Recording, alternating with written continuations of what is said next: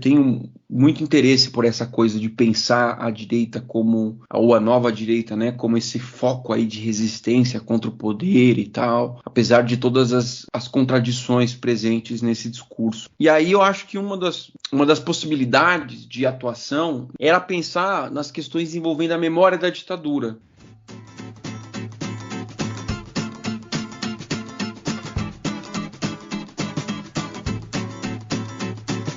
Bem-vindos ao Abismos Infusos, podcast de filosofia, arte e humanidades em geral.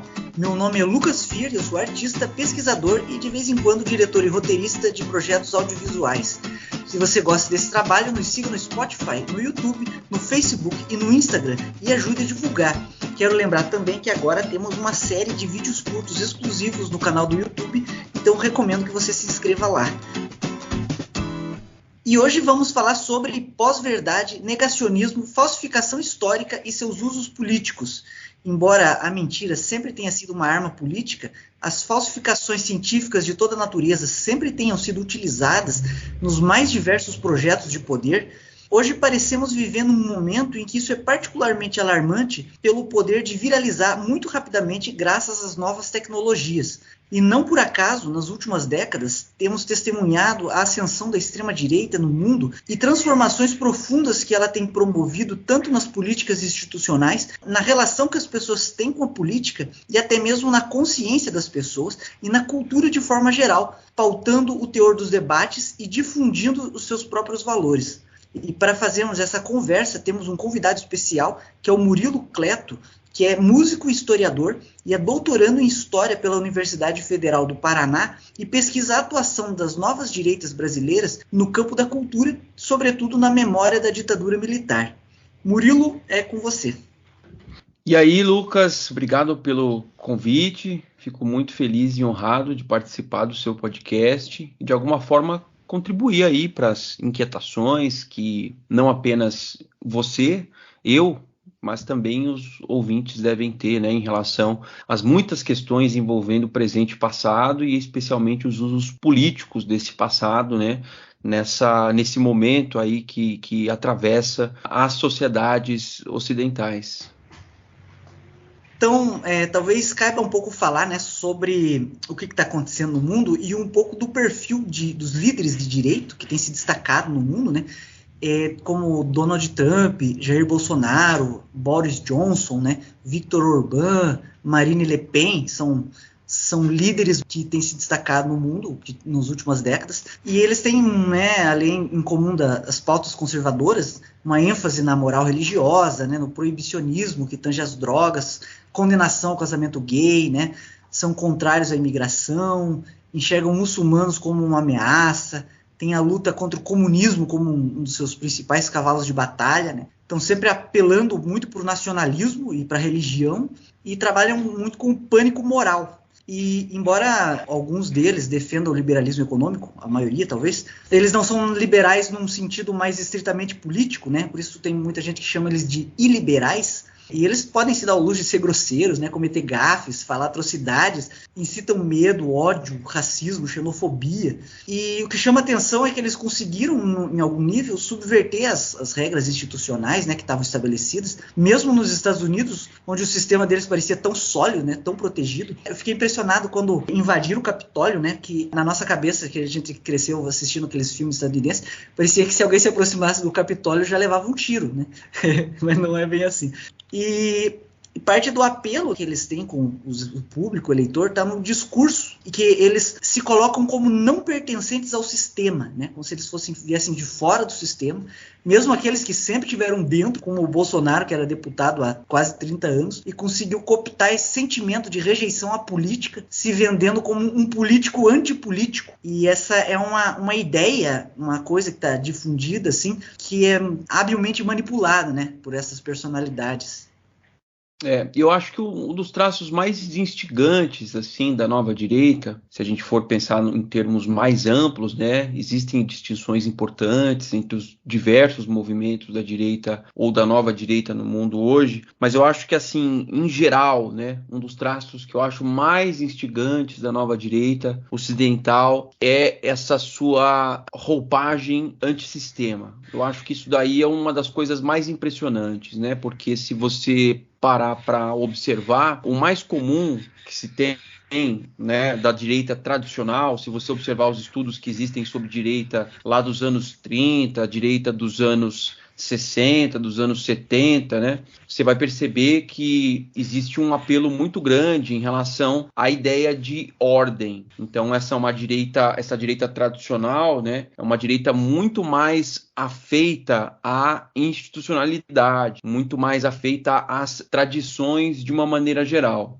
As novas direitas, e aí a gente pode pensar que a brasileira é um exemplo disso, elas têm, por outro lado, uma relação um pouco ambígua com as noções envolvendo tradição. Então, por um lado, ela tem de fato aí esse apelo anti-minorias, né? Como você mesmo mencionou, a questão do casamento homoafetivo, especialmente acho que a questão transgênero, né, é um pouco mais sensível, né, para esses grupos. Algumas outras questões envolvendo o movimento feminista, envolvendo o movimento negro e tudo mais. Então, existe sim algum apelo à tradição sob alguns aspectos, mas, por outro lado, também existe um apelo rebelde muito intenso por parte desses grupos aí. O que faz com que essa nova direita ela rompa, né, com as direitas mais tradicionais, sobretudo quando o assunto é institucionalidade. A respeito disso,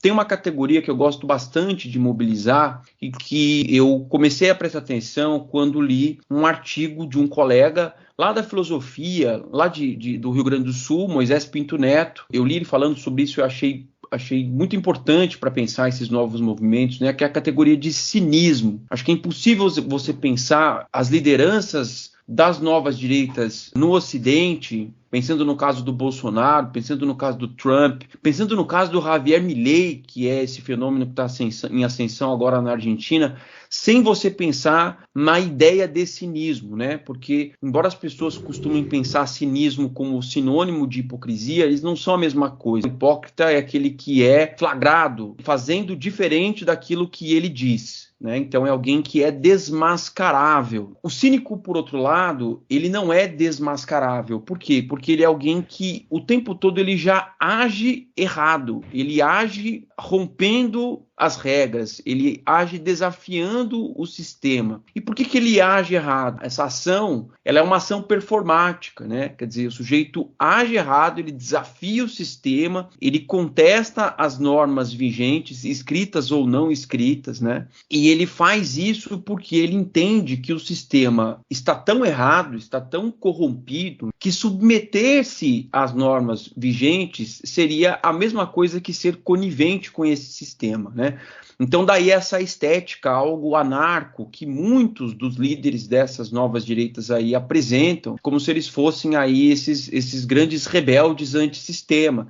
Então você olha aí essas figuras que se dizem, por exemplo, anarcocapitalistas e que estão lá participando de eventos, né? E você olha do ponto de vista estético mesmo, eles parecem até, sei lá, anarquistas clássicos ali dos anos 80, 90 e tudo mais. Então eu acho que isso é bastante importante de pensar. E a gente pode conectar isso a um diagnóstico que se consolidou no imaginário das novas direitas, ali a partir dos anos 90, que é a própria ideia de marxismo cultural. Eu acho que é aí que as duas questões elas se linkam. Por quê? Porque, como você bem disse, embora muitos desses sujeitos estivessem com o sistema já há um bom tempo, e aí se diziam lutar contra esse sistema, qual que é a estratégia discursiva desses sujeitos no presente? É a de mostrar que o verdadeiro poder não estaria no governo. O verdadeiro poder estaria na cultura.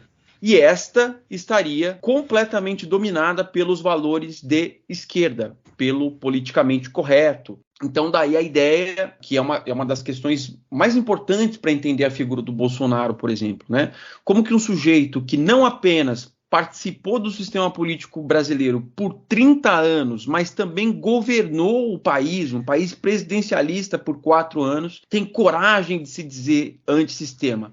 Ora, é porque ele entende que o verdadeiro poder não estaria nas suas mãos, e sim na cultura, esta dominada completamente pela esquerda. Então, daí a ideia, né, de você tentar fazer uma frente aí a esse domínio supostamente absoluto da esquerda no campo cultural. É engraçado mesmo isso que você está falando, porque ao longo do século XX foi tradicional justamente a esquerda, né, se colocar contra o sistema de uma maneira geral, sempre propondo, principalmente a esquerda revolucionária, né, propondo não se submeter às regras estabelecidas, e isso parece ter se invertido. A coisa fica confusa, né, porque a gente vive num mundo capitalista, mais capitalista depois da queda do Muro de Berlim, mas mesmo assim, para a extrema-direita, qualquer social-democracia já é comunismo, e a gente tem muita produção cultural feita por agentes que têm um ideário de esquerda, em alguma medida, principalmente na música, né? A gente teve a contracultura, e a gente teve toda essa estética rebelde, essa estética antissistêmica, vindo da esquerda ali, e parece que uma parte expressiva dessa geração de hoje, que foi jovem, né, nos anos 80, nos anos 70, cresceu, né, com aquela estética e parece que inverteu o sinal, né? Para daí entender que o mundo é dominado pelo comunismo, pelos valores do comunismo, por globalistas de esquerda, qualquer coisa parecida. E a direita, então, ela se propõe como contrária a isso, já que a própria rebeldia passou a ser importante para a juventude. Eu acho que isso talvez tenha se infiltrado muito na juventude, assim, a partir do momento em que o rock começou a ficar conservador, né? Eu acho que foi hoje muito roqueiro reaça. Só que também existe uma mobilização, uma inflamação muito grande do ódio, né? Nos discursos que vêm desses líderes de extrema-direita, e parece que tem sempre uma performance de agressividade, de violência ali, que fascina as pessoas, como se estivesse declarando uma guerra sem tréguas contra tudo que não presta, né? Uma atitude que impressiona os eleitores, embora evidentemente não passe de papo furado. E também o escárnio, a piada de mau gosto, né? O humor politicamente incorreto, que machuca, que ofende, como se isso em si mesmo fosse uma espécie de performance da liberdade, como se garantir a liberdade fosse justamente... A liberdade de expressão tivesse salvaguardada justamente por você levar ela até o limite, né? Até como se o próprio escárnio pudesse subverter as hierarquias do sistema. Tipo, você tá o tempo todo, aquele trabalho do bufão mesmo, escarnecendo os seus inimigos, ao sistema, à política, e isso já fosse trouxesse uma espécie de catarse coletiva, que isso por si só pudesse inverter ali essa perspectiva de atuar, né, no campo da cultura é uma maneira, né, de adquirir uma hegemonia, né, cultural. E eu acho que, se eu não me engano, o Vladimir Safat, ele foi a primeira pessoa que eu ouvi há vários anos atrás já, falando que o Bolsonaro estava tentando promover uma verdadeira revolução cultural no Brasil. E a gente chega num Olavo de Carvalho, né, que tanto denunciou o Gramsci, como se a luta pela hegemonia cultural fosse uma coisa nefasta, mas ele praticava exatamente a mesma coisa, né? Aliás, a contradição entre prática e discurso é uma marca bem característica do Olavo de Carvalho, do olavismo. O Olavo era um mistificador muito competente, ele era cuidadoso em praticar tudo aquilo que ele denunciava, né? E denunciar tudo que ele praticava. Inclusive, eu tenho um livro dele que eu ganhei de zoeira mesmo, um amigo meu me deu, assim, só de brincadeira, e eu cheguei a ler, assim, e achei interessante como ele escreve bem e como ele pode ser muito convincente para quem não conhece, não entende de história dos assuntos que ele estava tratando, né? E inclusive ele atribui à própria esquerda essa postura de critique nos outros tudo que nós fazemos, né? Ao mesmo tempo que ele faz isso, e ele pretende ensinar os seus alunos a se precaver contra falácias, ao mesmo tempo que ele aplicava suas falácias, né? Eu acho fascinante, ele é genial mesmo. Tem só elogios.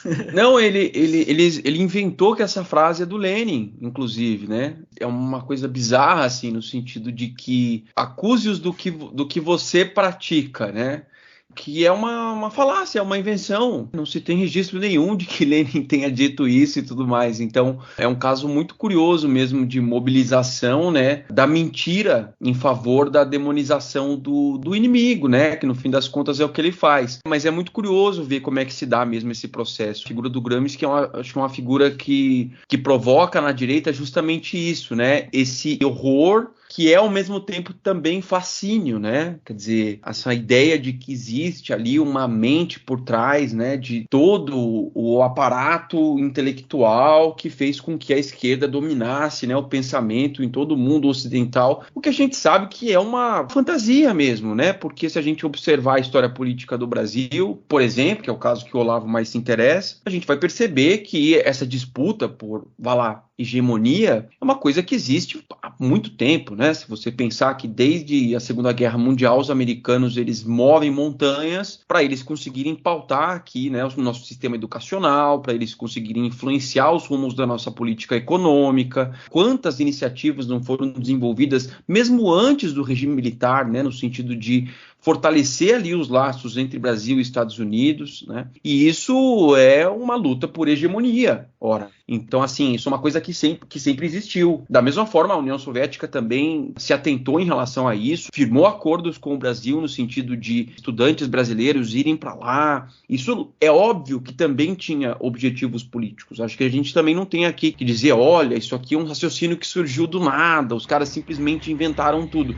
Também não é bem assim, né? Só que tem um elemento nesse raciocínio que eu acho que é particularmente importante e bem revelador do momento que a gente vive, assim, que é o seguinte: em geral, a direita ela não consegue enxergar as aproximações entre países capitalistas, no caso os Estados Unidos e o Brasil, como uma ferramenta ideológica, né? Porque a direita ela não tem ideologia, né? A direita é técnica, quer dizer, a direita é neutra, enquanto que ideologia é uma coisa exclusivamente da esquerda. A gente percebe nisso um pouco dos debates econômicos também. Então a gente percebe muito desse esforço de você tentar caracterizar tudo aquilo que foge um pouco da cartilha ortodoxa, né, como algo ideológico. Então quer dizer, alguém sugere lá alguma coisa que é um pouco diferente daquilo que se espera, né, dentro dos moldes mais liberais.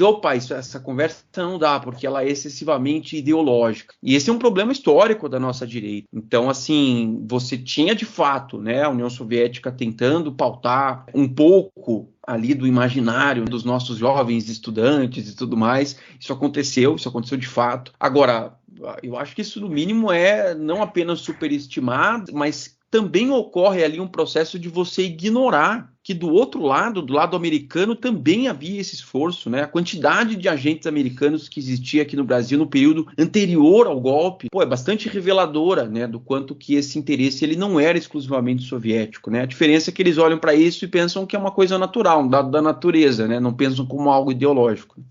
Essa coisa de só ver ideologia no outro é mais ou menos como o sotaque, né? As pessoas só se dão conta de que elas têm sotaque quando elas ouvem o sotaque dos outros. Já ouvi paranaense falando que no Paraná não tem sotaque, falando porta, mas eu não tenho sotaque.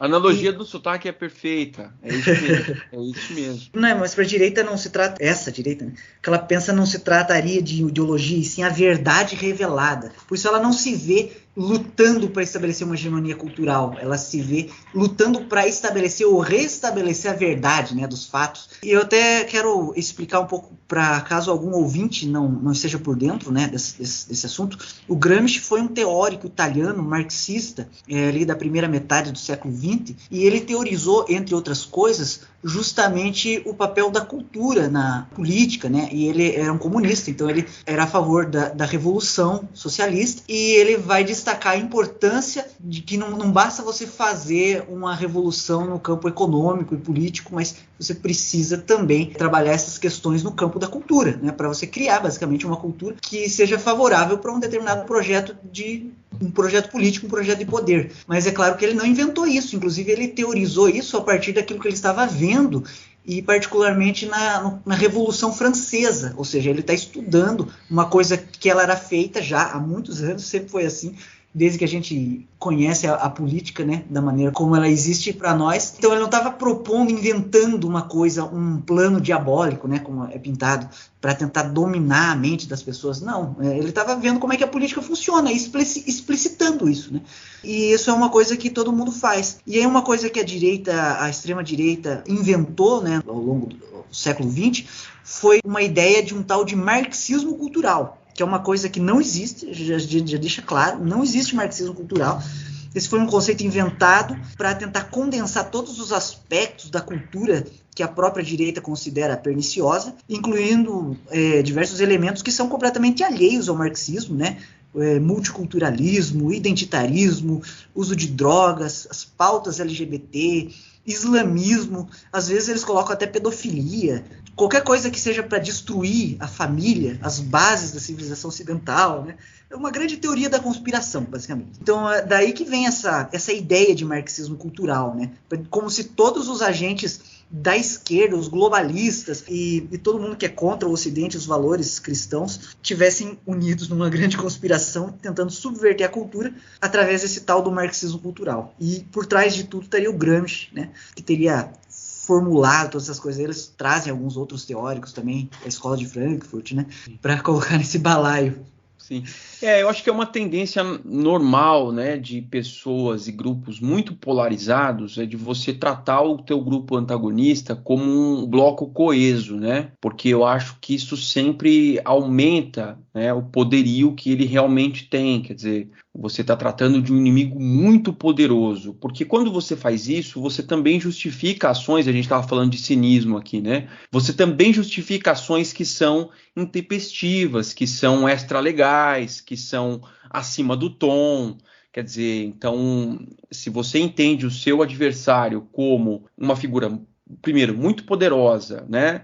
Segundo, ardilosa, quer dizer, é alguém perigoso ali, prestes a destruir, né, a sua própria existência, o seu modo de pensar, o seu modo de viver, né, destruir as suas tradições, etc. E você entende como alguém sempre coeso. Então, se você escuta uma pessoa de direita ou fanaticamente de direita, ela vai dizer o seguinte para você: a direita precisa se unir mais, porque a esquerda é muito unida. E aí você vai e escuta um fanático de esquerda e ele vai te dizer a mesma coisa, só que com um sinal inverso. Ele vai dizer assim: não, porque a esquerda tem que se unir, porque a direita é muito unida. E um exame mais pormenorizado de ambas as experiências vai mostrar uma série de rachas internos, né? Quer dizer, é óbvio que a direita brasileira é cheia de problemas, é cheia de divisões internas, é cheia de briga de ciúme, é cheia de mentiras plantadas internamente. Do mesmo jeito, a esquerda também, né? Mas eu acho que isso faz um pouco parte do jogo, assim, né? De você tentar tornar o teu inimigo mais poderoso do que ele realmente é e, sobretudo, mais perigoso do que ele realmente é. Com relação ao marxismo cultural, acho que não é tanto uma questão de existir ou não existir, porque eu acho que é preciso reconhecer que dentro da esquerda, é óbvio, existem ali, né, movimentos que apontam para essas pautas que você mencionou. Então, quer dizer, movimentos que apontam para questões que são racialistas, movimentos que apontam para questões que são de ordem da sexualidade, movimentos que apontam para a agenda verde, por exemplo, que é uma outra preocupação obsessiva, né, da nova direita e tudo mais. Agora, se você for observar os marxistas mais ortodoxos, né, você vai ver que esses caras repudiam essas pautas até, né, entendem como pautas divisivas, né, quer dizer, são pautas que dividem os trabalhadores, o cara pensando lá na cabeça do século XIX ainda, né, divisão da sociedade em classes e nada mais interessa. Esse é objeto de muitos debates dentro da esquerda hoje sobre o que fazer, né, com relação aos movimentos ditos identitários, como incorporar essas pautas sem dividir a classe trabalhadora. Isso é uma conversa que existe há muito tempo dentro da esquerda, né? E só o fato dela existir e de haver essas tensões internas demonstra o quanto que essas direitas elas são obsessivas em relação a esse tema. E elas claramente superdimensionam a capacidade de organização, né, e de coesão da esquerda. Isso é uma coisa que a esquerda no Brasil não é coesa. A gente pode discutir, sim, que existe hegemonia dentro da esquerda brasileira. Por exemplo, a gente pode falar que, tranquilamente, que o Lula é super hegemônico dentro do campo da esquerda. Não tem problema nenhum. Agora, isso não significa, por outro lado, que não existem tensões internas, debates internos e, enfim, uma série de outras questões que não podem ser ignoradas e que são ignoradas, né, por causa dessa obsessão em tentar pintar o inimigo como maior do que ele realmente é.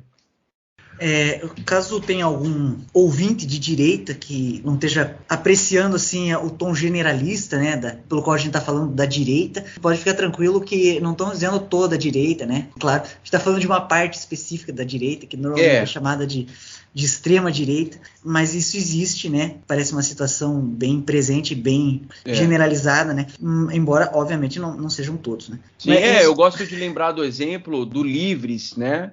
O Livres é um grupo que se filiou ao PSL ali, um pouco mais às voltas da eleição de 2018, né? Um grupo de orientação liberal. E quando o PSL começou a namorar com a filiação do Bolsonaro, o Livres pegou as coisas deles, juntou e foi embora. Uma atitude bastante digna, quer dizer, o grupo percebeu que, olha, nós somos liberais mesmo, o que implica que a liberdade que a gente defende é uma liberdade no campo econômico, mas ela também é no campo dos costumes, ela também é no campo político, ou seja, nós não defendemos a ditadura militar, nem quem defende a ditadura militar, então a gente está saindo desse partido e vai para outro lugar, porque aqui não é nosso lugar, né? Então esse é um exemplo, porque no Brasil a gente tem, infelizmente, esse problema, né, Lucas? Os liberais, eles muitas vezes eles acabam se seduzindo facilmente ali, né, pelo canto do autoritarismo anticomunista, né, visto como uma solução pontual aí para os problemas políticos do país e tal. Em diversas ocasiões a gente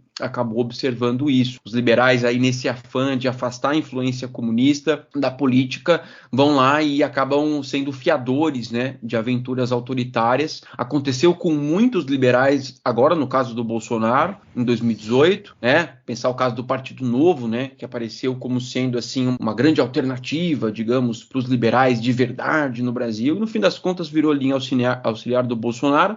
Aconteceu em 64, né, quando, se você pensar nos setores médios ali, a grande imprensa brasileira, as camadas médias de maneira geral, com orientação liberal do ponto de vista econômico ali, acabaram apoiando os militares no golpe porque entendiam que a presença do Goulart no governo ela era mais maléfica do que qualquer outra coisa, né? Enfim, exemplos não faltam de adesão dos liberais brasileiros ao autoritarismo. Isso não só no Brasil, né? No mundo. E no mundo. Desde o início, né, das primeiras experiências fascistas. Exato.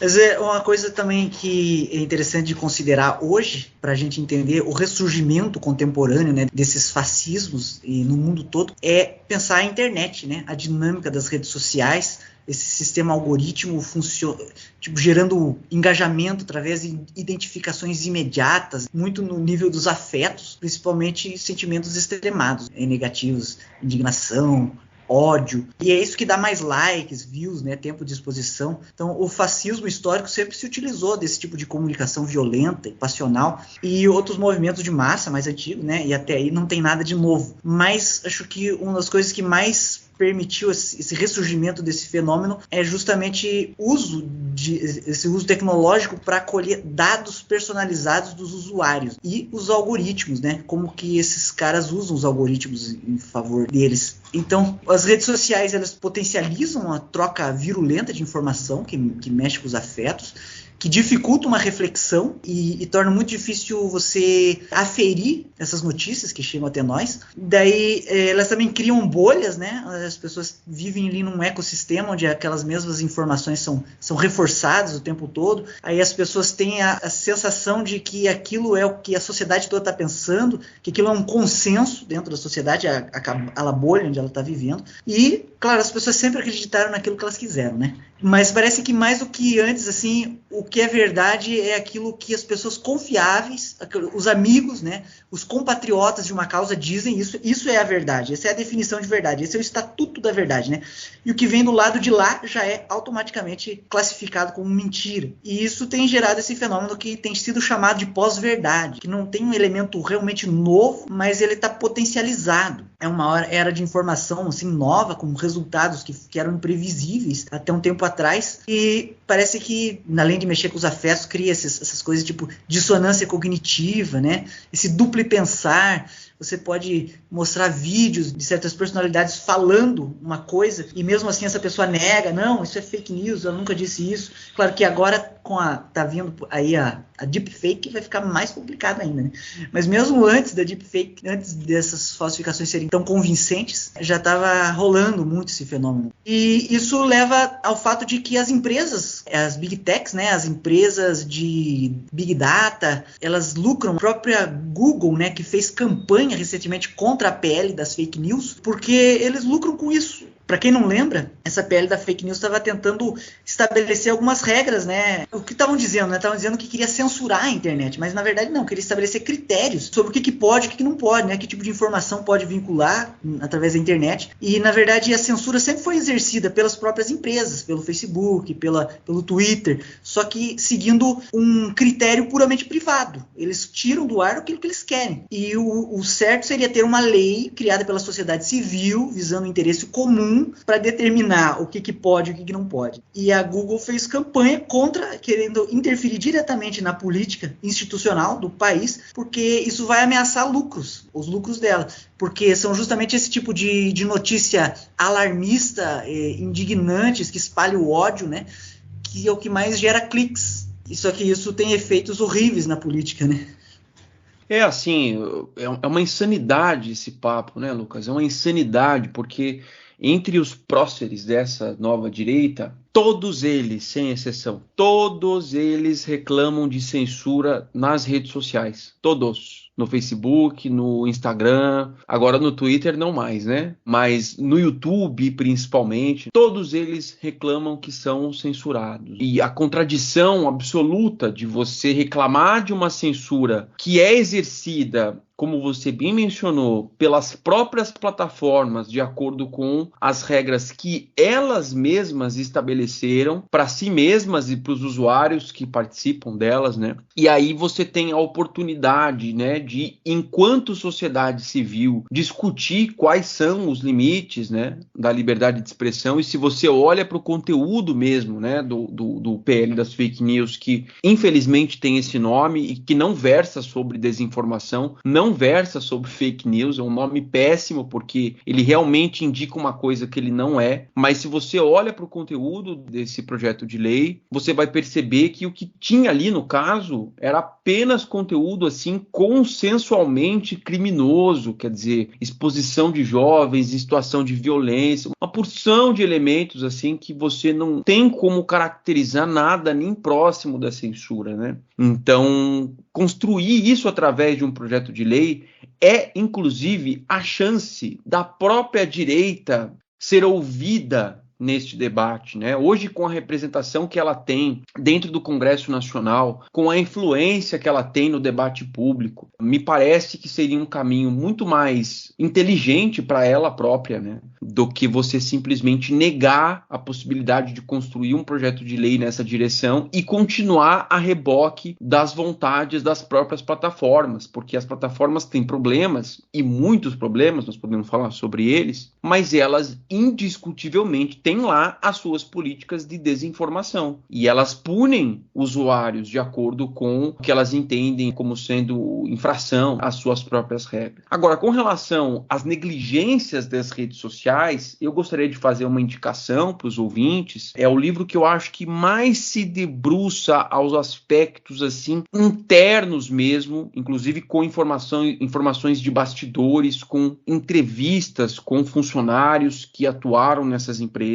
que é o livro A Máquina do Caos, do Max Fischer. Como as redes sociais reprogramaram nossa mente e nosso mundo. É um livro muito legal, lançado agora pela editora Todavia, agora que eu digo 2023, eu li já tem um tempinho, logo que saiu, mas ele mostra bem como em diversos casos pelo mundo nós tivemos ali momentos em que determinadas sociedades foram profundamente abaladas por boatos que se disseminaram, se espalharam, guerra civil que aconteceu.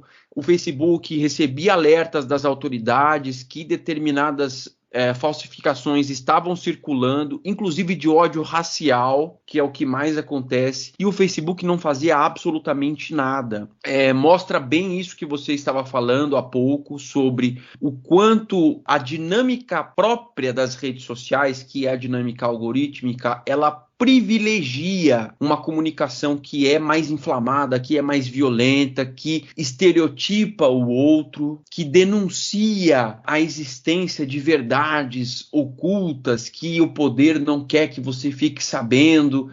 então você precisa me ouvir porque eu vou te contar uma verdade que a universidade não te conta, que o teu professor não te conta, que a imprensa não te conta. Então, existe sim uma dinâmica própria das redes sociais que estimula os usuários a um comportamento que é, no mínimo, inflamado, em que em alguns casos ele pode ser de fato bastante violento. Então a leitura desse livro trouxe uma perspectiva bastante interessante assim para todos aqueles que querem pensar alternativas ao modelo que está aí, né? Eu acho assim, existem pontos das reclamações da nova direita que precisam ser, ao meu ver, levados em consideração. Um deles é com relação à própria liberdade de expressão. Hoje o que a gente observa é em relação aos bolsonaristas, lógico que numa escala diferente, né? Mas existe sim um lawfare contra bolsonaristas, existe sim, em muitos casos, exageros por parte do Poder Judiciário, especialmente, né? Que não mexe com as figuras principais, o cara que causou todo esse caos lá, que não comprou vacina, que fez propaganda contra a vacina, que espalhou mentira contra a vacina, e esse cara continua lá, tranquilo, intocado, enquanto um monte de Zé Ninguém está sendo tratado como um mega criminoso, um mega perigoso. E eu acho que discutir liberdade de expressão não tem que ser uma pauta exclusiva da direita. Eu acho que essa é uma questão da sociedade brasileira. Nós precisamos discutir até onde pode ir o Poder Judiciário no que diz respeito ao controle de conteúdo publicado na internet, até onde podem ir as redes sociais. Eu acho que nesse sentido um PL bem construído, bem estruturado, né, bem discutido, ele é mais do que bem-vindo, ele é urgente, inclusive, porque nós continuamos aí a reboque das plataformas, elas fazem o que querem, às vezes, quando se cobra demais, aí elas vão lá, tomam alguma atitude, normalmente insuficiente, normalmente tarde demais também. Então, acho que a gente precisa sim, né, transformar isso em projeto de lei, discutir com profundidade, tentar não olhar tanto para bandeiras ideológicas, mas olhar para consequências reais da desinformação, que são importantes, precisam ser vistas, e também com relação aos direitos fundamentais que não podem ser ignorados. Acho que a liberdade de expressão não pode ser absoluta, ela nunca é, em quase lugar nenhum do mundo ela é, mas eu acho que ela também não pode ser vista como uma questão menor. Acho que é importante ouvir os muitos lados aí para tentar construir alguma coisa sólida. Você me falando do livro, inclusive, me lembrou um outro livro muito legal, muito interessante, que é o Engenheiros do Caos, do Juliano da Empoli. Não sei se você conhece esse. Juliano da Empoli, tá aqui, ó. Muito bom. E, né, que fala sobre a emergência desse tecnopopulismo na Itália, né, que foi quase precursora, né. Ele lembra, por exemplo, que na própria Itália, onde nasceu o fascismo, com Mussolini, lá em 2009 surgiu o Partido Cinco Estrelas, né, que se definia como não partido, que já usava a empresa de Big Data. Né? E é interessante traçar até um paralelo do Brasil, né, com a Itália, que teve a Operação Mãos Limpas, que foi uma espécie de Operação Lava Jato italiana dos anos 90, que investigou escândalos de corrupção, fez alguns partidos deixarem de existir, e aí teve aquele sentimento de antipolítica que tomou conta, e aí a extrema-direita encontrou um terreno fértil, propôs ideais de um governo técnico, né, que não fosse político, que não fosse partidário. O Berlusconi, que às vezes é comparado com o Bolsonaro, dizia isso, que quem tem que governar são os empresários que realmente produzem riqueza, não políticos inúteis. E aí, né, tem o Movimento Cinco Estrelas lá, que inclusive o presidente, que se tornou presidente, era o Pepe Grillo, que era um comediante que fazia humor politicamente incorreto. E é muito impressionante, interessante esses paralelos, assim, né? Cabe se questionar se a história se repetiu como farsa ou como tragédia. Eu acho que uma das questões mais importantes para entender a ascensão do Bolsonaro no Brasil, que é uma coisa que até hoje as pessoas quebram a cabeça, né, para saber o que aconteceu, e a explicação tem para todos os gostos, né? Pessoa muito de esquerda vai dizer que foram as fake news, porque as pessoas brasileiras foram iludidos, né, pela mentira e tudo mais. Sei lá, tem muitas possibilidades para pensar, mas eu acho que a mais importante é você não olhar apenas para o Brasil, é você olhar esse fenômeno como um fenômeno global, né? Até o caso italiano, ele é um pouco diferente se você tentar pensar o Mãos Limpas, porque a Mãos Limpas é um pouco anterior, né, à popularização da internet e tudo mais. Mas, como você bem mencionou, os italianos são bem precursores, assim, no sentido de você criar aí movimentos anti-establishment, né, com essa roupagem aí de rebeldia contra a classe política e tudo mais, que é uma consequência, de certa forma, também da própria Mãos Limpas, né? E o caso do Javier Milei agora na Argentina, pô, é total isso, assim. Inclusive, ele é um exemplo um pouco contraintuitivo no sentido de que lá as pautas morais não são tão mobilizadas por ele, né? Tanto que ele não é casado, tem todo um discurso contra o casamento. Ele é uma figura bem sui generis, assim, se você for observar. Tem muitas coisas dele que coincidem com o Trump, com o Bolsonaro, mas olhando um pouquinho mais de lupa, você vai ver que tem muita coisa que é diferente também, né? Começar pelo fato de que ele não é cercado por militares, né? Não tem essa coisa que foi tão importante para o Bolsonaro para dar credibilidade para ele, né? No momento em que as Forças Armadas vinham aí num histórico de manutenção da popularidade, né? Enquanto a classe política ela via a sua popularidade desmoronar. Então, eu acho super importante, assim, né, entender a ascensão dessas figuras sempre em relação com os seus pares aí pelo mundo, tanto que eles fazem um esforço descomunal para o tempo todo mostrar que eles estão juntos, né? Então, recentemente que eu digo, no domingo, eu acho, o Bolsonaro gravou um vídeo, né, pro Milei, demonstrando o seu apoio e tudo mais. Eles estão aí encantados com a ascensão do cara, né? Ele parece um astro de rock, uma coisa realmente impressionante o que está acontecendo lá. Eu acho bem interessante, assim, ver como esses caras, eles surgem um na esteira do outro, né, copiando alguns aspectos que dão certo em um, se inspirando eventualmente para ajustar alguma realidade aqui. Eu gosto muito de ouvir uma antropóloga brasileira, a Isabela Calil, que diz o quanto que a direita brasileira ela foi se testando nas ruas. Eu gosto disso, sabe, de pensar essa ideia, que é a ideia de que essa direita era tão uma novidade no contexto que ela surgiu ali em 2014, né? Em 2015, que ela vive a sua apoteose ali nos protestos pró-impeachment, você vê que ela era tão uma novidade que ela não sabia muito bem contra o que ela deveria protestar exatamente, pelo que ela deveria se manifestar. E aí ela ia testando os temas, né? Porque ao mesmo tempo que você tinha o impeachment ali, que era a grande causa e tudo mais, meio que não era suficiente, assim, até porque é uma coisa que dependia muito da classe política, né? Então houve momentos em que você tinha lá protestos, sei lá, contra o aborto, que é uma pauta super cara, né, a direita historicamente. Mas aí você teve, por exemplo, no Brasil, tentativas de protestos contra a imigração, que é uma pauta que nunca colou no Brasil, mas eles tentaram. Isso é muito curioso, das dinâmicas mesmo, né, desses grupos que vão para a rua. É uma coisa muito de 2013 também, né? Tu vai pra rua, nem sempre com a tua exigência já encomendada de casa, né? Às vezes na rua você meio que descobre também o que você quer. E aí a repressão policial também trouxe essa alimentação, né, de um sentimento de, opa, eu estou incomodando o sistema, né? Então, enfim, para não me perder no papo, né, acho bem legal observar a interlocução entre esses líderes aí pelo mundo. Acho que ela é muito rica para perceber a ascensão deles. Uhum. E eu acho interessante também analisar esse sentimento de antipolítica, que foi uma das coisas que colou muito, talvez principalmente para a classe média. Eu vi muita gente conhecida que não era de direita, pelo menos não com clareza, né? Embora aderisse a várias, muito do ideário da direita, né? Não tinha essa clareza ainda, mas esse sentimento de antipolítica foi o que conduziu muita gente para esse caminho, assim, para aderir definitivamente ao bolsonarismo. E é curioso porque esse sentimento de antipolítica, não existe nada que seja antipolítico, né? As relações humanas são sempre pautadas pela política. O que eles fazem é política. É mais um sentimento antipolíticos.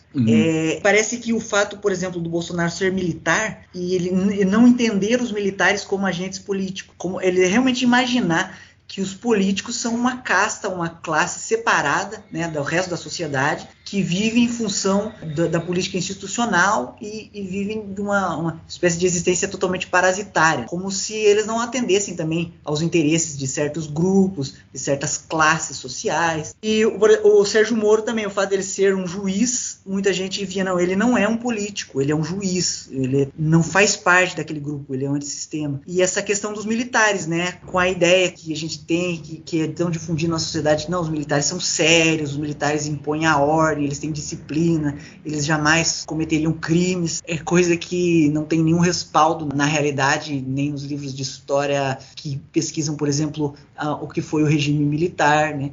Os crimes dos militares não eram denunciados, óbvio, né? Não podia ser denunciado, e até hoje a gente está vendo, aí está pipocando de notícias de crimes sendo cometidos hoje por militares, né? Mas fica essa imagem, essa confiança cega nessa instituição, e esse apelo, né, do militarismo foi uma das coisas que pegou muito mesmo. E acho que isso já conduz um pouco para a sua pesquisa, né? Você tem pesquisado, e seria interessante você falar um pouco sobre a sua pesquisa.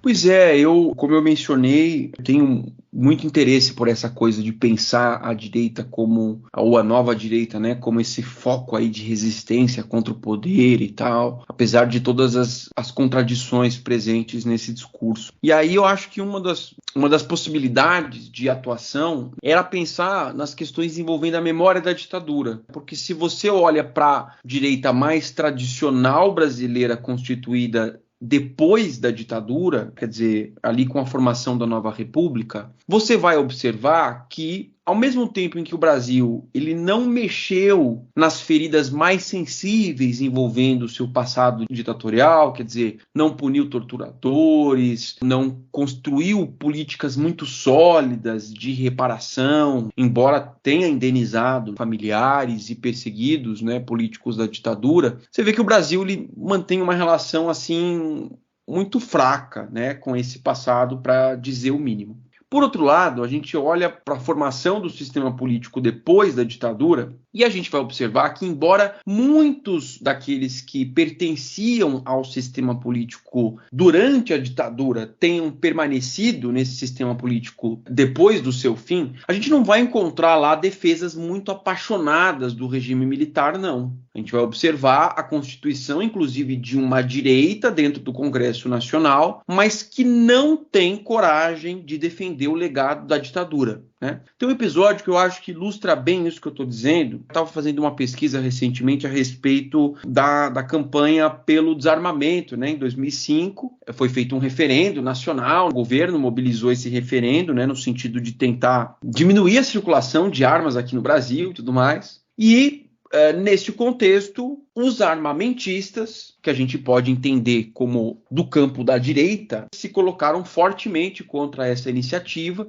e aí mobilizaram uma campanha pelo não. E essa campanha foi veiculada, uma campanha eleitoral, como qualquer outra, na televisão, você deve se lembrar. E aí tinha lá os argumentos pelo sim e os argumentos pelo não. Uma das campanhas do não, nesse período aí, usava a experiência da ditadura como um exemplo negativo de controle excessivo do Estado sobre a vida das pessoas. Então, usava imagens da época da ditadura militar, da repressão policial, da falta de liberdade, como uma evidência do passado em favor do armamento no presente. Ou seja, dizendo o seguinte: o Estado quer tomar a sua arma porque ele tem tendências que são ditatoriais. No passado, acontecia isso. Durante a ditadura, as pessoas não tinham liberdade, elas não podiam dizer o que elas pensam, elas eram perseguidas. Quer dizer, olha que coisa incrível isso. Isso foi em 2005. A direita brasileira do Congresso, né, ela utilizava a ditadura como um exemplo negativo e ela não tinha coragem de se misturar com esse processo, com esse legado. E olha só o que aconteceu com o Brasil pouquíssimo tempo depois. Olha para 10 anos depois, né? depois de junho de 2013, depois dos primeiros protestos pelo impeachment em 2014 já, e depois dos protestos pelo impeachment aí sim, né, com grandes multidões nas ruas em 2015. Então, muito me chamava a atenção, dentro dessa onda de ascensão da direita no Brasil, essas questões envolvendo a memória da ditadura e a quantidade de revisionismos que foram surgindo simpáticos à ditadura. Uma das produções que mais chamaram a atenção neste sentido é a produção da Brasil Paralelo, uma produtora que surgiu em 2016, não por acaso ali no auge da crise política brasileira, né, naquele momento em que a Dilma estava sendo empichada, o governo Temer começava daquele jeito claudicante, um pouco com quase nenhum apoio popular, né, e aquela crise que só se estendeu, ela não foi resolvida pelo impeachment, ela só piorou, né. E aí, em 2019, surge esse documentário, 1964, Brasil entre Armas e Livros, um grande sucesso de público, que mobilizou muito a esquerda também, que tentou impedir que o filme fosse exibido em algumas universidades. Aí houve iniciativas de boicote contra a rede Cinemark, que ia passar o filme. Houve protestos em assembleias legislativas que também passaram o filme, seguidos de debates. Aí muitos dos caras que estavam lá escondidinhos, né, defensores da ditadura, apareceram felizes da vida com a existência desse filme. E aí ter assistido a esse filme, né, me fez pensar sobre muitas questões envolvendo essas novas direitas, me motivou, né, a escrever um projeto para ingressar no programa de pós-graduação em História da UFPR, para tentar estudar esse fenômeno um pouquinho mais de perto. Então, a minha pesquisa ela é sobre a memória da ditadura na obra da Brasil Paralelo, especificamente.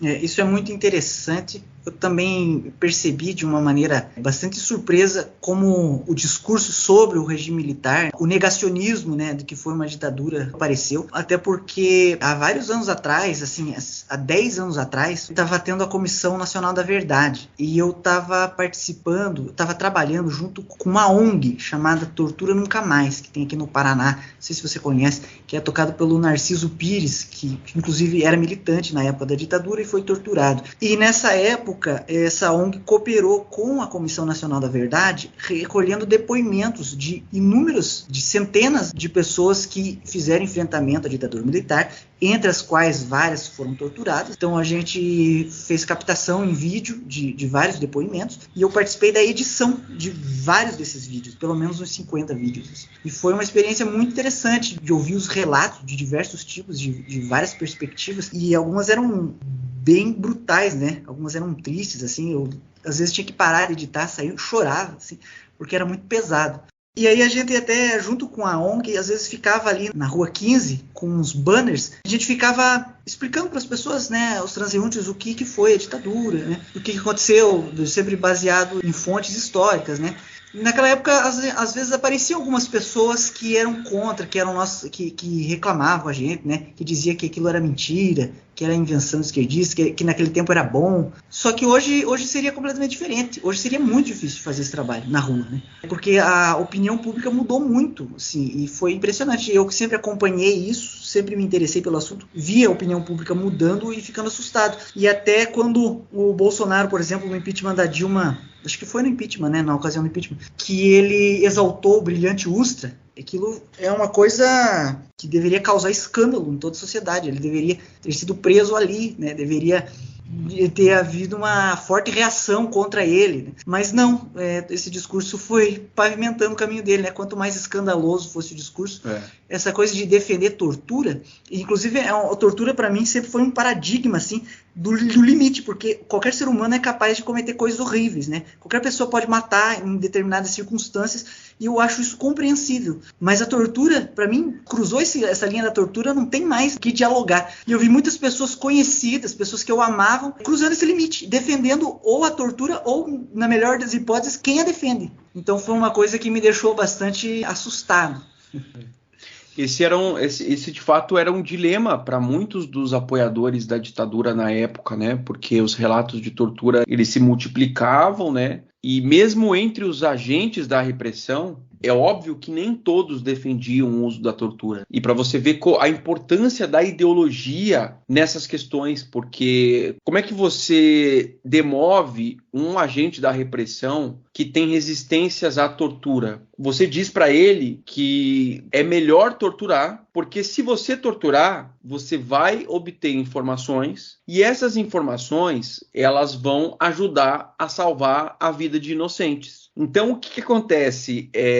Esse limiar que você comenta aí, né? Que é uma pessoa, para ela romper essa linha, né? E ela praticar a tortura, é diferente de um ato intempestivo, né? Porque a tortura, ela não acontece de uma hora para outra. Então, ninguém perde a cabeça e tortura outra pessoa. Então, assim, como é que você convencia esses caras que estavam lá porque tinham lá suas convicções cristãs, né? Porque tinham os seus valores, né? Não era todo mundo que colaborava com a ditadura que era um sádico perverso. Acho que a gente precisa entender isso. Então você convence esse cara dizendo, olha, a tortura, ela infelizmente é necessária porque se você fizer isso, você vai salvar a vida de inocentes nas mãos desses criminosos aí, subversivos e tudo mais. Então, realmente é uma questão, assim, bem interessante a se pensar. Sobre o Bolsonaro e a relação dele com a ditadura, acho importante pontuar que ele é uma figura que eu gosto de lembrar, assim, que ele dá umas voltas a mais no discurso institucional das Forças Armadas a respeito do período, né? Porque se você ouve as declarações oficiais, pelo menos, do Exército e, enfim, dos seus representantes a respeito desse período, eles nunca vão admitir que torturaram. Você vai ver ali os caras, no máximo, admitindo de uma maneira genérica excessos,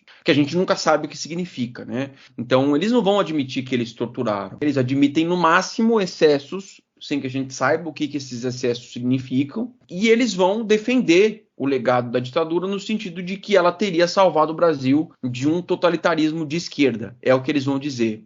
Normalmente eles se limitam a isso, né? Se você lê as ordens do dia durante o governo Bolsonaro, né, a comunicação institucional das Forças Armadas durante o governo Bolsonaro no 31 de março ou alusivas ao 31 de março, você vai ver que o discurso é esse, assim. Eles não mencionam a tortura, não mencionam violação de direitos humanos, e aí celebram o período como um período que teria salvado o Brasil do comunismo e para aí para lá. O Bolsonaro é um caso diferente. Por quê? Porque ele não apenas se limita a admitir excessos e eventualmente lamentar, como alguns até fazem, né? Ou a negar esses excessos, né? O episódio do impeachment mostrou que, pelo contrário, ele se jacta desses excessos. Ele sente orgulho, ele sente prazer, né? Porque quando ele menciona o nome do Ustra, vamos dizer o seguinte, ele poderia ter feito, eu dedico o voto ao Ustra aqui, porque um injustiçado pela memória de esquerda que o tratou como um bandido, quando na verdade ele era um patriota que defendeu o Brasil dos perigosos. Ele não fez isso. Ele disse o pavor de Dilma Rousseff. Ele está admitindo a prática da tortura e ele está se orgulhando dela. Então essa é uma volta a mais. Olha o tamanho da insanidade, né, que aconteceu com o Brasil. Então, o principal polo tensionador à direita da memória da ditadura aqui no Brasil foi eleito o presidente da República. Então, normalmente, a gente tem polos que tensionam nas extremidades, na borda. O presidente é um sujeito que ele funciona como um elemento aglutinador, né? Ele congrega diferentes tendências, ele acalma os radicais, ele modera os extremistas. No caso do Bolsonaro é diferente, olha que loucura, né? Se você observar a experiência brasileira, a gente vai ver muitos casos de presidentes que, o cara foi um moderado que tinha lá como apoiadores alguns caras que eram radicais, que eram extremistas. No caso do governo Bolsonaro, o maior extremista era ele. Difícil você pensar entre os bolsonaristas quem fosse mais extremista do que ele. Porque no caso dele, na biografia dele tem ameaça de bomba, na biografia dele tem o orgulho em relação à tortura. Então, isso é um elemento importante assim para se pensar a experiência que a gente viveu agora, né? O que, não vamos pensar que as coisas se misturam, o que a gente não observa no discurso da Brasil Paralelo. É importante pontuar isso. A gente está falando aqui sobre discursos revisionistas, defensores da ditadura. Isso é uma coisa que se concentrou especialmente, embora não apenas, nos grupos militares. Agora, no caso da Brasil Paralelo, é importante pontuar. Primeiro, eles chamam o golpe de golpe, tirando um dos entrevistados lá que chama de revolução. Eles chamam a ditadura de ditadura, embora a periodização seja diferente. Para eles, a ditadura só começou a partir do AI-5. O que também não é novidade nos debates historiográficos, é bom dizer, né? Tem historiadores que pensam assim. Marco Antônio Villa já lançou essa hipótese antes, né? Que a ditadura teria começado só a partir de 68 com o AI-5, né?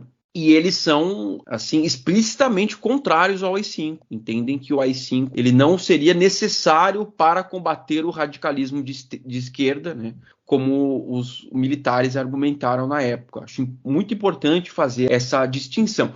Embora o documentário se dedique muito mais a explicitar e superdimensionar a violência de esquerda, acho importante falar isso também, né, do que em tratar sobre o terrorismo de Estado, sobre a violência praticada pelo Estado brasileiro. Então, no máximo que diz ali é falar sobre psicopatas de ambos os lados, que é aquela coisa da violência exógena, né? Uma coisa assim quase que de outro planeta, não como se fosse uma política institucional, que hoje a gente sabe que de fato era.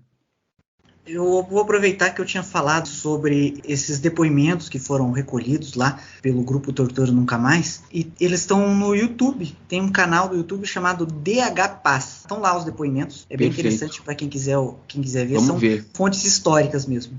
Muito importante isso. E é isso, não dá pra gente perceber uma ironia que chega a ser até um pouco engraçada pro meu péssimo senso de humor, que é o principal empreendimento de falsificação histórica no Brasil hoje se chamar Brasil Paralelo. Ter esse paralelo no nome. Esses dias eu tava vendo uns vídeos deles falando sobre o Galileu Galilei, relativizando inclusive as práticas da própria igreja. Dizer, não, a Inquisição não foi isso tudo também, né? As mortes praticadas pela Inquisição, pela igreja, durante o Renascimento, fosse também uma invenção esquerdista para difamar, né, a igreja. Então, o revisionismo histórico ali em grandes proporções, né, tentando rever ali. Eles são antimodernos, né? Até quem tiver interesse em entender um pouquinho mais o pensamento antimoderno da Brasil Paralelo, porque entendemos a produtora como um grupamento olavista, né? Acho que é importante dizer isso para quem está nos ouvindo, né?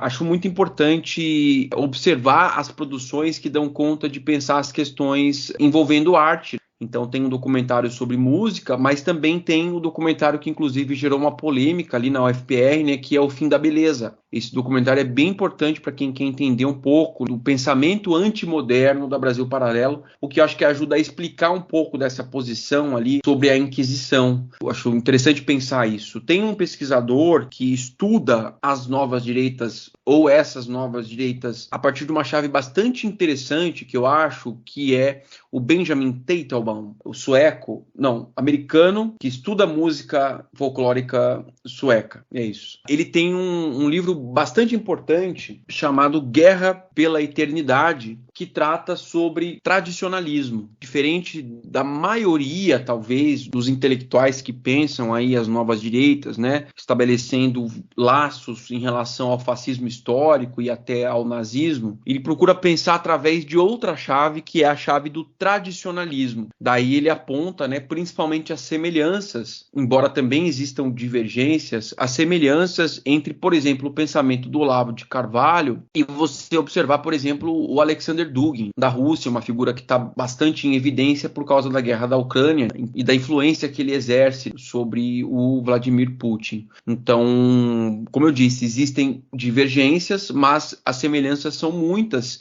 E a principal delas é no que diz respeito a esta percepção a respeito da humanidade, essa percepção apocalíptica a respeito da humanidade, essa ideia de que o mundo ele está num processo de franca decadência, está sendo destruído, seus valores estão sendo destruídos, e daí esse forte apego, né, à tradição.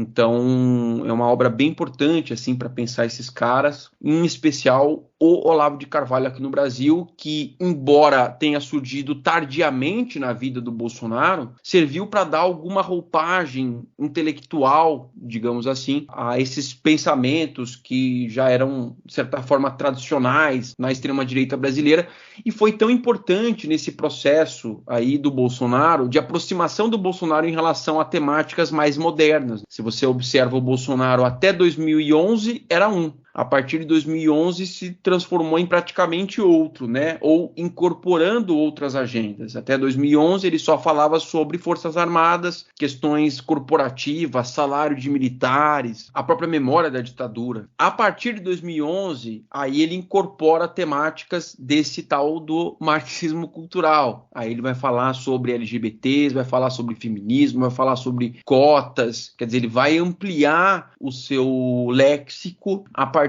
dessas questões que são mais modernas, né? Lógico, sem perder de vista as questões militares também, né? 2012, como você bem mencionou, houve a Comissão da Verdade, ele atuou de maneira muito engajada, né, contra ela. Então, enfim, interessante pensar como o Olavo serviu de munição aí, né, para esses caras. O Flávio vai começar a ouvir as coisas... O Flávio é o primeiro que se aproxima do Olavo. Vai começar a ouvir as coisas do Olavo ali, em 2012. E aí eles começam esse processo de aproximação que se consolida ali, especialmente em 2017. Eu lembro quando ele era uma piada, assim, no meu círculo, né? Com coisas espalhafatosas que ele sempre falou, e que vai de fetos abortados, né, na Pepsi, até questionar se a Terra é realmente redonda, né? Esse tipo de coisa. E a gente Adorno compôs as músicas dos Beatles. É, né? Boa essa também. E por aí vai. Eu tenho certeza que foi Marx que compôs as do Rage Against the Machine. Acho que isso aí. Com certeza. Mas o fato é que não parecia que ele ia ganhar importância. Mas é justamente por esses discursos contraditórios, eles funcionam muito bem, né, para difundir. E a esquerda, uma parte da esquerda, ajudou a difundir, sem dúvida nenhuma, propagando isso para mostrar o quanto aquilo era absurdo. Com certeza. Mas a coisa não funciona assim, né? Sempre que a gente quer exibir, olha como isso é absurdo, a gente está ajudando a propagar, queira ou não. E as pessoas não aprendem, né?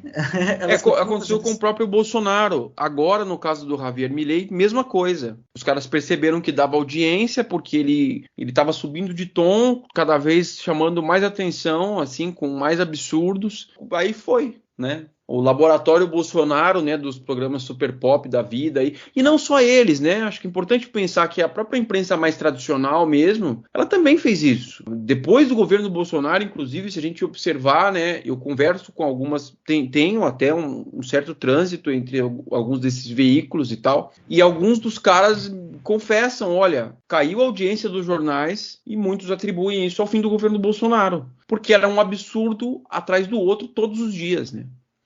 E isso é um ciclo vicioso, né? Que todo mundo ganha. Porque o cara que denuncia ganha, porque ele recebe engajamento. Olha só que absurdo essa burrice que foi dita aqui. Ele ganha. O cara que foi exposto também ganha, porque ele, por ser exposto, ele entende aquilo como um reforço positivo, quer dizer, pensando na lógica, né, desses grupos de hoje, né, pensando num termo muito feliz que usa ali a Letícia Cesarino, dois termos, ela fala em públicos dominantes, estes representados pela imprensa, pela universidade, quer dizer, aqueles sujeitos que funcionavam ali como os mediadores do real nos sistemas pré-digitais, e os públicos anti-estruturais, que são dominantes aí nessas novas mídias, na verdade, né? Então, a gente observa, assim, que nessa relação entre ambos, né, públicos dominantes e públicos anti-estruturais, quando o dominante ridiculariza o anti-estrutural, que é o que a gente está falando aqui, ele tem isso como uma evidência de que ele está no caminho certo, ele incomodou as pessoas certas, então ele está falando mesmo a verdade. Então isso é bem curioso. Sim, e no caso daquele filme do Brasil Paralelo sobre o fim da beleza, impressionante também a semelhança do discurso com o discurso que foi utilizado pelos nazistas. E aqui não se trata nem de tudo que eu não gosto é nazismo. Não, literalmente você pega o discurso. Qualquer um que veja aquele filme da Arquitetura da Destruição, que é um documentário super legal sobre o que foi a estética do nazismo, toda essa coisa da arte degenerada, da arte moderna, expressar uma degeneração que existe na cultura, ou até na raça, que é uma forma de deturpar os valores. Cara, é muito parecido. né? Exatamente. E me ofende bastante, assim, até pela minha formação, né? Que eu sou artista e a minha pesquisa é em arte. Assim, é um lance bizarro, né? Do tipo, a gente pode discutir um monte de coisas envolvendo qualidade artística. Acho que isso é do jogo, né? Até acho, inclusive, que nós estamos vivendo um período de empobrecimento total da crítica artística, da crítica musical. Beleza, isso é uma coisa. Outra coisa é a gente subscrever a crítica a essa gramática que ela é quase religiosa, né? Do puro e do impuro, da arte degenerada com aquela que evoca transcendência. Isso é surreal, assim, né? Como se não houvesse outras possibilidades de comunicar, diferentemente do clássico. Isso é uma loucura. Nós vamos ficar presos aos padrões estéticos do século XVI. É uma insanidade isso. Eu não sei mais o que dizer. Você quer falar mais alguma coisa? Eu gostaria de comentar uma coisa que foi o que me motivou a fazer essa pesquisa, né? Eu dizia que isso é uma coisa que me instigava e tal, mas eu penso assim, né? Como pesquisadores, eu acho que nós estamos sempre diante de desafios éticos de fazer uma pesquisa a respeito de um objeto tão próximo de nós, né, temporalmente, e que mexe tanto com as paixões. E no meu caso, especificamente, né, vamos pensar assim, as questões envolvendo ditadura são as questões que mais pessoalmente me sensibilizam. Então é óbvio que ouvir pessoas que relativizam a ditadura ou que defendem a ditadura explicitamente são coisas que me fazem muito mal, que me provocam indignação. Até porque essas questões não estão presas apenas no passado, né, Lucas? Vamos pensar que o próprio governo Bolsonaro é um exemplo um pouco disso, assim, né? Os caras passaram boa parte do mandato ameaçando um novo AI-5. A gente tem evidências concretas hoje de que havia gente maquinando um golpe de Estado para não entregar o poder para o Lula no final de 2022. Então não é só uma questão de eu não gosto que se fale sobre o passado de um jeito que não é o jeito verdadeiro. Acho que não é só isso. Uma questão que também envolve o tempo presente, né? Então, é óbvio que a tentação de você entrar numa pesquisa desta para você simplesmente denunciar as falsidades, as falsificações, você alertar os leitores sobre os perigos do revisionismo, né? Eu acho que as tentações nesse sentido são muito grandes, mas eu, como pesquisador, porque sou cidadão e sou pesquisador, sou as duas coisas, mas como cidadão engajado, acredito que sou, pelos valores da democracia, mesmo a democracia liberal, pelos valores dos direitos humanos, pela importância do voto, né? E entre outras coisas que são caras dentro do regime democrático e tudo mais. Então, ao mesmo tempo em que eu repudio o passado da ditadura militar e tudo que ela envolve, tudo mesmo, eu também não posso deixar de observar o meu objeto com rigor. Acho muito importante pensar isso. Isso implica observar o meu objeto com alguma atenção, né? Existem algumas pessoas tentando chamar atenção para a importância de você ouvir as demandas desses grupos. Não é para necessariamente dar razão para eles, mas para ser suficientemente justo com eles, né? Uma dessas pessoas é o Pablo Hortelado, professor da USP, que tem assinado algumas colunas a respeito disso. Antes ele escrevia para a Folha, agora para o Globo. Uma dessas colunas chamava justamente Precisamos Ouvir. E ele chama atenção para alguns casos específicos, e eu gostaria de chamar atenção, de destacar um, que você deve se lembrar, Lucas, que recentemente um grupo de pessoas de direita teve na Câmara de Porto Alegre para protestar contra o passaporte vacinal. Essa foi a grande pauta da direita durante algum período aqui na pandemia. Então, contra o passaporte vacinal, os caras foram lá na Câmara de Vereadores para pressionar, e aí, num dos cartazes que tinham lá exibidos e tal, tinha uma suástica. E aí, automaticamente, a manchete foi: manifestantes de direita levam suásticas num protesto na Câmara de Porto Alegre.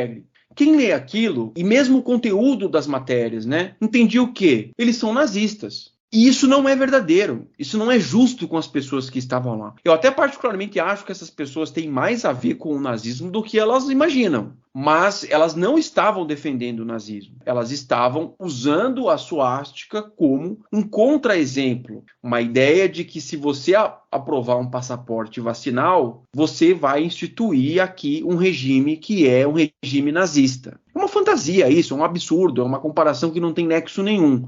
Mas aí dizer que eles estão sendo nazistas, né, porque levaram suásticas para a Câmara de Porto Alegre, já é um outro passo completamente distinto, né? Acho que nós precisamos ser mais justos em relação ao nosso objeto de observação. Tudo bem, o sujeito político é uma coisa, ele vai lá, ele vai estereotipar o adversário dele, ele vai fazer meio que ele quiser. Mas eu acho que na pesquisa acadêmica, né, especialmente, é bom se a gente for cidadão assim também, né? Acho que melhora a qualidade do debate público. Mas especialmente na pesquisa, acho que é muito importante a capacidade de observar as nuances, observar as zonas cinzentas no discurso desses caras. Isso significa que eu vou ficar fazendo concessões a Brasil Paralelo, entendendo que eles têm razão em tudo que eles falam, procurando ali os pontos que eles têm razão para chegar no meio termo? Não é isso. Acho que a questão é ser justo em relação ao objeto de observação.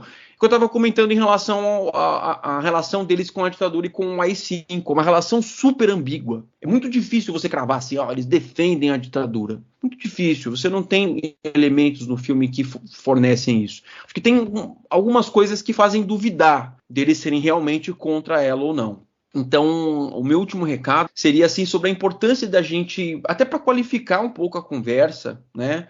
A gente sair um pouquinho desse atoleiro que a gente está aqui no Brasil em relação a essa crise absurda, que não é apenas institucional, que não é apenas política, mas também social, né, dos nossos laços, as pessoas que a gente conhece e tal. Enfim, né, ser mais justos em relação ao que a gente está observando, né? Então eu diria isso, precisamos ouvir, talvez falar um pouquinho menos, ouvir mais. Mas é isso, quero agradecer pela oportunidade do papo, que seja o primeiro de outros que virão, e boa sorte para nós na conclusão dos nossos trabalhos, das nossas pesquisas aí, e para aqueles que estão nos ouvindo, né, que estão buscando pesquisar, né, alguma coisa a respeito desses movimentos aí, eu me coloco à disposição, meu e-mail, murilopecleto@gmail.com, tenho alguns artigos publicados aí a respeito do tema, tenho o maior prazer, né, em trocar a respeito de temas similares, né, o farei com o maior prazer.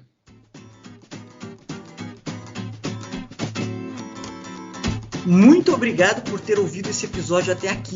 Para mais conteúdo de arte e filosofia, curta Abismos Insones no Facebook e no Instagram, e nos siga no Spotify e principalmente no YouTube para ver também os vídeos.